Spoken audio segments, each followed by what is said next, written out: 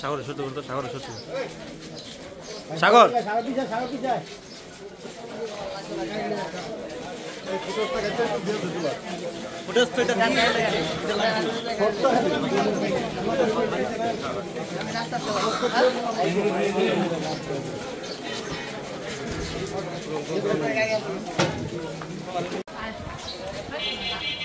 ভাই একটু ভাই জুলাস ভাই, জুলাস ভাই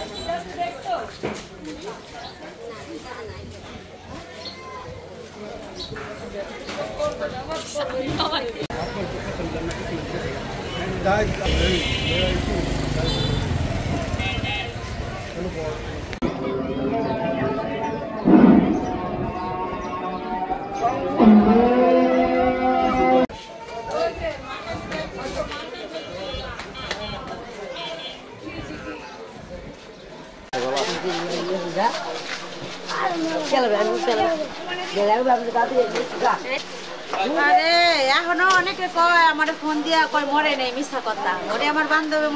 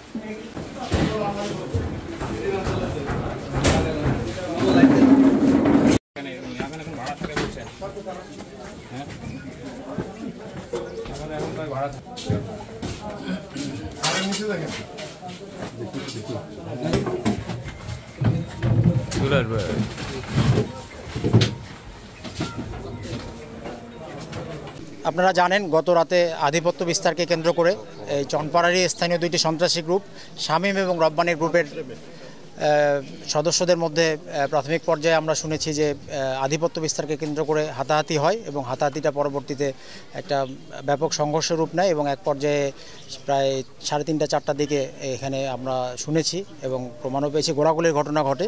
এই গোলাগুলির প্রেক্ষিতে আপনার তাৎক্ষণিকভাবে আমরা শুনেছি যে 3 জন গুলিবিদ্ধ হয় এবং তাদেরকে ঢাকা মেডিকেলে প্রেরণ করা হয়। তো এর মধ্যে আমরা কিছুক্ষণ আগে খবর পেয়েছি কী নাম হলো হচ্ছে হাসিব নামে একজন গতকালকে রাতে গুলিবিদ্ধ হয়ে ঢাকা মেডিকেলে মৃত্যুবরণ করেছে। আরও 2 জন গুরুতর আহত অবস্থায় আছে, আরও বেশ কয়েকজন আহত হয়েছে। তো এই ঘটনার প্রেক্ষিতে আমরা র্যাব 1-এর উনি আছেন মেজর কোম্পানি কমান্ডার উনি আছেন এবং আমাদের রূপগঞ্জ থানা পুলিশের একটি স্পেশাল টিম নিয়ে আমরা সন্ত্রাসীদের গ্রেপ্তার, গতকালকের ঘটনায় যারা জড়িত ছিল সন্ত্রাসীদের গ্রেপ্তার এবং অস্ত্র উদ্ধারের জন্য আপনারা দেখেছেন, আপনারা আমাদের সাথে ছিলেন, আমরা একটা বিশেষ অভিযান পরিচালনা করলাম এতক্ষণ।